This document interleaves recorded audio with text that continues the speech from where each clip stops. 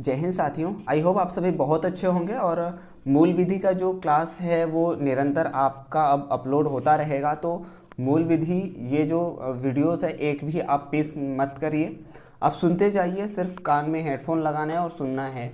इससे आपका रिवीजन भी होगा और आपके पास अगर ये पीडीएफ भी मिल जाएगा। पीडीएफ आपको टेलीग्राम चैनल पर मिलेगा और टेलीग्राम का लिंक आपको डिस्क्रिप्शन बॉक्स में मिल जाएगा, वहाँ से आप ज्वाइन कर लीजिए। ठीक है, तो इसको अब आपको रिवीजन करने की ज़रूरत है और कान में हेडफोन लगाइए। कोई भी काम कर रहे हो बस सुनते जाइए। अगर आप सुन लेते हैं, इसका जो व्याख्या है बहुत इंपॉर्टेंट हो जाता है। ठीक है, तो कल हमने जो है 56 क्वेश्चन नंबर तक कर लिए थे। आज हम उसके आगे देखेंगे। जो आज का क्वेश्चन है वो और भी खास हो जाता है और इसमें कुछ प्रीवियस ईयर भी क्वेश्चन है, तो आप ध्यान से देखिए। क्वेश्चन आज का फर्स्ट है और 56 नंबर का क्वेश्चन है। संयुक्त राष्ट्र महासभा अंगीकृत बालकों के अधिकारों से संबंधित अभिसमय को भारत सरकार द्वारा कब अंगीकृत किया गया?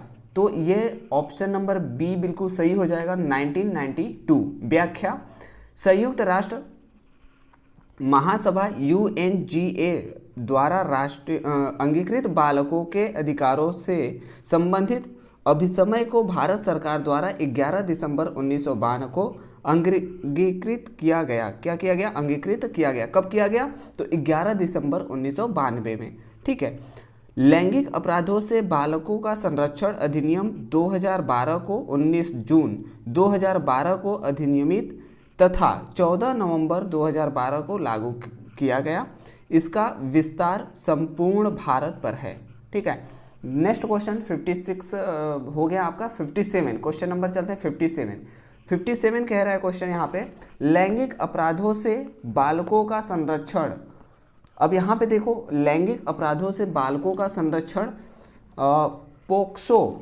पोक्सो अधिनियम 2012 को कब लागू किया गया? यानी कि जो पोक्सो अधिनियम है ये बच्चों के लिए है और उनके लैंगिक उत्पीड़न के लिए ये क्या किया गया था, यानी कि उससे सुरक्षा के लिए ये अधिनियम पारित हुआ था, ये अधिनियम लागू किया गया था। ठीक है। तो अब इसका आंसर क्या होगा? आंसर आप बताइए, आंसर इसका क्या होगा? 57 नंबर क्वेश्चन नंबर, यहाँ पे ऑप्शन 4 दिया गया है। फर्स्ट है यानी कि ऑप्शन नंबर ए नवंबर 2012, बी जुलाई 2012, सी दिसंबर 2012 और डी अक्टूबर 2012। तो बिल्कुल इसका ऑप्शन नंबर ए सही हो जाएगा। ऑप्शन नंबर ए नवंबर 2012 बिल्कुल सही आंसर हो जाएगा। चलिए नेक्स्ट क्वेश्चन चलते हैं। नेक्स्ट है, पोस्को कानून के अंतर्गत बालकों को निम्नलिखित में से किस अपराध से संरक्षण प्रदान करता है, यानी कि संरक्षण करता है? तो लैंगिक हमला, उत्पीड़न, अश्लील साहित्य, ये सभी। तो बिल्कुल ये सभी होगा। ठीक है। और इसमें व्याख्या दिया गया है, the protection of children from sexual offences. POCSO act का उद्देश्य लैंगिक हमला, उत्पीड़न व अश्लील साहित्य के अपराधों से बालकों का संरक्षण करना है। ठीक है। तो यहाँ पे आपको ये चीज़ समझ में आया होगा कि पोस्को जो है वो किस चीज़ के लिए, यानी कि पोक्सो जो आया वो किस चीज़ के लिए आया। राइट। चलिए नेक्स्ट क्वेश्चन चलते हैं 59 का। 59 है, केंद्रीय मंत्रिमंडल ने 19 जुलाई 2012 को एक प्रस्ताव में बलात्कार शब्द के बजाय किस शब्द के इस्तेमाल की अनुमति दी है? तो बिल्कुल बी ऑप्शन सही हो जाएगा, यौन अपराध। यौन अपराध इसलिए भी दिया गया क्योंकि सिर्फ बालिकाओं के साथ ही नहीं, यानी कि सिर्फ लड़कियों के, महिलाओं के साथ ही नहीं, बल्कि पुरुष के साथ भी यौन अपराध होता है। ठीक है। तो इसलिए यौन अपराध का यहाँ पे नाम दिया गया। और ये आपके यूपी पुलिस कांस्टेबल में पूछा गया क्वेश्चन है, जैसा कि आप देख पा रहे हैं 2014 में पूछा भी गया है। देखिए व्याख्या इसका देखते हैं। व्याख्या है, केंद्रीय मंत्रिमंडल द्वारा 19 जुलाई 2012 को एक प्रस्ताव के माध्यम से बलात्कार शब्द के स्थान पर यौन अपराध के इस्तेमाल हेतु अनुमति प्रदान की गई, जिससे कि ये यौन उत्पीड़न पुरुष पीड़ित को भी संरक्षण प्राप्त हो सके। यानी कि यहाँ पे कहने का मतलब यह है कि सिर्फ महिला के लिए ही नहीं बल्कि पुरुष के लिए भी यह संरक्षण प्रदान कर सके। इस परिवर्तन से यह अपराध किसी लिंग विशेष की ओर इंगित नहीं करेगा। ठीक है, तो अब यहाँ पे नेक्स्ट क्वेश्चन चलते हैं। नेक्स्ट क्वेश्चन कह रहा है यहाँ पे पोक्सो कानून के अंतर्गत बालक से अभिप्रेत है। तो क्या ये 18 वर्ष से कम आयु का व्यक्ति, या फिर 21 वर्ष से कम आयु का व्यक्ति, 16 वर्ष से कम आयु का व्यक्ति, या फिर 20 वर्ष से कम आयु का व्यक्ति? बताइए इसका आंसर क्या होगा। सृष्टि का आंसर क्या होगा? तो बिल्कुल जो आंसर है वो ए, यानी कि ए इज द राइट आंसर। 18 वर्ष से कम आयु का व्यक्ति, ये इसका सही उत्तर होगा। ठीक है, इसको ध्यान में रखना आप। चलिए नेक्स्ट क्वेश्चन है यहाँ पे, लैंगिक अपराधों से बालकों का संरक्षण पोक्सो अधिनियम की किस धारा में प्रवेश लैंगिक हमला को परिभाषित किया गया है? प्रवेशन लैंगिक हमला को परिभाषित किया गया है। अब ये धारा है धारा 3। धारा 3 में जो है पोक्सो कानून की धारा 3 में प्रवेशन लैंगिक हमला को परिभाषित किया गया है। इसके अनुसार यदि कोई व्यक्ति अपने लिंग किसी भी सीमा तक किसी बालक की योनि, मुंह, मूत्रमार्ग या गुदा में करता है या बालक से उसके साथ या किसी अन्य व्यक्ति से करवाता है तो उसे प्रवेशन लैंगिक हमला माना जाएगा। ठीक है, तो इसको एक बार मैं रिपीट कर दूं। जो पोक्सो कानून की धारा 3 है उसमें लैंगिक हमला को परिभाषित जो किया गया है वो इस प्रकार है कि उसके कोई भी व्यक्ति, अगर कोई व्यक्ति है अपना लिंग किसी भी सीमा तक किसी बालक की योनि, मुंह, मूत्र मार्ग या गुदा में करता है या बालक से उसके साथ या किसी अन्य व्यक्ति से करवाता है तो उसे प्रवेशन लैंगिक हमला माना जाएगा। और धारा 4 में इस अपराध के लिए 7 वर्ष तक की अवधि जो आजीवन कठोर सादा कारावास भी हो सकती है। यानी कि इस अपराध के लिए व्यक्ति को 7 वर्ष के लिए सजा या उससे जो है या फिर जुर्माना, यानी 7 साल से आजीवन कारावास भी हो सकता है और जुर्माना भी हो सकता है। ठीक है, उस जुर्माने से भी दंडित किया जा सकता है। चलिए नेक्स्ट देखते हैं, नेक्स्ट क्वेश्चन क्या कह रहा है यहाँ पे। ये चीज़ें ध्यान में रखना कि कितने वर्ष की सज़ा होगी। और नेक्स्ट क्वेश्चन है 62 क्वेश्चन नंबर कह रहा है कि पोक्सो कानून के अंतर्गत प्रवेश लैंगिक हमला करने वाले व्यक्ति के लिए दंड का प्रावधान है। देखिए अभी हमने पीछे देखा कितना दंड का प्रावधान है, तो 7 वर्ष से आजीवन कारावास और जुर्माना हमने देखा था। तो बिल्कुल यहाँ पे बी ऑप्शन सही हो जाएगा, बिना सोचे समझे आप सही कर देंगे इस जो है इस क्वेश्चन को। ठीक है, नेक्स्ट क्वेश्चन हम चलते हैं। नेक्स्ट क्वेश्चन है 63 का। 63 क्वेश्चन नंबर यहाँ पे कह रहा है कि जो है पोक्सो कानून के अंतर्गत निम्न में से किसके द्वारा लैंगिक हमला को गुरुतर प्रवेशन लैंगिक हमला माना जाता है? तो यहाँ पे 4 ऑप्शन दिए गए हैं। कोई पुलिस अधिकारी, कोई सशस्त्र बल या सदस्य, शैक्षणिक संस्था का कोई कर्मचारी, उपरोक्त सभी। तो आपको क्या लगता है इसका आंसर? ये कॉमन सेंस की बात है, यहाँ पे उपरोक्त सभी होगा, डी ऑप्शन बिल्कुल सही हो जाएगा। ठीक है, 63 का जो आंसर होगा वो डी बिल्कुल सही हो जाएगा। चलिए नेक्स्ट क्वेश्चन पे चलते हैं। नेक्स्ट क्वेश्चन यहाँ पर है, नेक्स्ट क्वेश्चन कह रहा है यहाँ पर 64 कह रहा है पोक्सो कानून की धारा 8 के अनुसार जो कोई लैंगिक हमला करेगा वह दंडनीय होगा। क्या कह रहा है, एक बार मैं और पढ़ता हूँ। पोक्सो कानून की धारा 8 के अनुसार जो कोई लैंगिक हमला करेगा वह दंडनीय होगा। देखिए 3 से 5 वर्ष तक की कठोर सादा कारावास से, जुर्माना से, 3 से 5 वर्ष की कठोर सादा कारावास और जुर्माने से, 5-2 वर्ष की कठोर सादा कारावास से। तो बिल्कुल यहाँ पे जो सी मुझे लग रहा है कि सही है, तो आपको क्या लग रहा है सी क्या ये सही है? 64 का बताइए आंसर क्या होगा। तो बिल्कुल हाँ सी सही है। 3 साल से 5 वर्ष तक की कठोर सादा कारावास और जुर्माने से उसे दंडित किया जाएगा। यहाँ पर देखिए एक्सप्लेनेशन भी दिया गया है।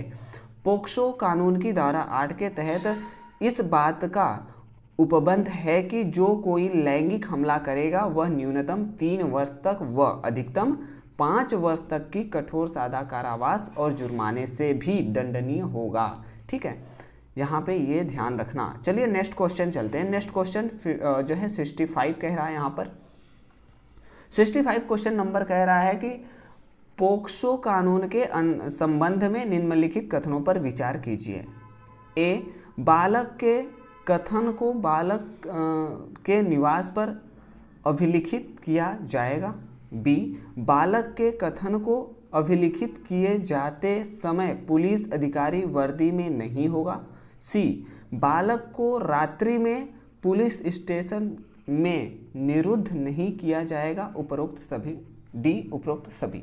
अब बताइए इसका आंसर क्या होगा। 65 क्वेश्चन नंबर का आंसर क्या होगा। तो बिल्कुल उपरोक्त सभी यहाँ पे सही आंसर होगा, यानी कि ये जो है चारों, यानी ये जो तीनों हैं वो बिल्कुल सही है। यानी कि बालक के कथन को बालक के निवास पर क्या किया जाएगा, अभिलिखित किया जाएगा। बालक के कथन को अभिलिखित किए जाते समय पुलिस अधिकारी वर्दी में नहीं होगा।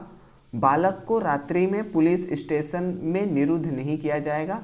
ये बिल्कुल तीनों ही सही होगा। ठीक है, ये सभी। अब देखिए नेक्स्ट क्वेश्चन यहाँ पे आ गया है आपका। नेक्स्ट क्वेश्चन कह रहा है पोक्सो अधिनियम की किस धारा के अंतर्गत विशेष न्यायालय के गठन का प्रावधान है। तो यहाँ पर बी ऑप्शन बिल्कुल सही है, जैसा कि आपको दिख रहा है, धारा 28। ठीक है, व्याख्या देखें अगर तो पोक्सो कानून की धारा 28 के अंतर्गत त्वरित विचारण उपलब्ध कराने के प्रयोजनों के लिए राज्य सरकार उच्च न्यायालय के मुख्य न्यायाधीश के परामर्श से प्रत्येक जिले के लिए किसी सेशन न्यायालय को एक विशेष न्यायालय के रूप में स्थापित करेगा। ठीक है, चलिए नेक्स्ट क्वेश्चन चलते हैं। यहाँ पे नेक्स्ट क्वेश्चन 67 क्वेश्चन नंबर कह रहा है। यहाँ पे 67 क्वेश्चन है, बलात्कार संबंधी कानूनों को बदलने के लिए किस कमीशन को बनाया गया था। तो ये देखिए क्वेश्चन यूपीएससी 2014 में पूछा गया है। तो वर्मा कमीशन, रामास्वामी कमीशन, महिला कमीशन, अल्पसंख्यक कमीशन। तो बिल्कुल वर्मा कमीशन आपको याद होगा, वर्मा कमीशन यहाँ पे बिल्कुल सही है। यहाँ पर अगर देखें तो देखिए यहाँ पर व्याख्या दिया गया है। व्याख्या आप ध्यान से अटेंशन होकर सुनिए। बलात्कार संबंधी कानूनों को बदलने के लिए वर्ष 2012 में निर्भया गैंगरेप और उसके प्रतिरोध में हुए राष्ट्रव्यापी विरोध प्रदर्शन के पश्चात न्यायमूर्ति जे.एस. वर्मा समिति का गठन किया गया था। इस समिति ने अपनी रिपोर्ट जनवरी 2013 में सौंप दी थी। समिति ने पीड़ितों को शीघ्र न्याय, दोषियों को आजीवन कारावास देने आदि की सिफारिश की थी। ठीक है, चलिए नेक्स्ट क्वेश्चन पर चलते हैं। Next question 68। यौन अपराधों से बच्चों का संरक्षण संशोधन अधिनियम 2019 के अंतर्गत यदि कोई व्यक्ति 16 वर्ष से कम आयु के बच्चे पर पेनेट्रेटिव यौन हमला करता है तो वह दंडनीय होगा। कितने वर्ष के लिए दंडनीय होगा ये यहाँ पर आपको बताना है। तो बताइए 68 का 4 ऑप्शन दिए गए हैं। पहला 7 वर्ष से आजीवन कारावास और जुर्माने, बी 7 से 10 वर्ष तक के कारावास, सी 20 वर्ष से आजीवन कारावास और जुर्माना, और डी मृत्यु दंड। तो इसमें से 68 का आंसर, सही आंसर क्या होगा, तो सी बिल्कुल सही है, 20 वर्ष से आजीवन कारावास और जुर्माना। ठीक है, चलिए नेक्स्ट क्वेश्चन चलते हैं 69। क्वेश्चन नंबर 69 यहाँ पर देखिए। क्वेश्चन नंबर 69 कह रहा है गंभीर यौन हमला के अंतर्गत किस परिस्थितियों को शामिल किया जाता है।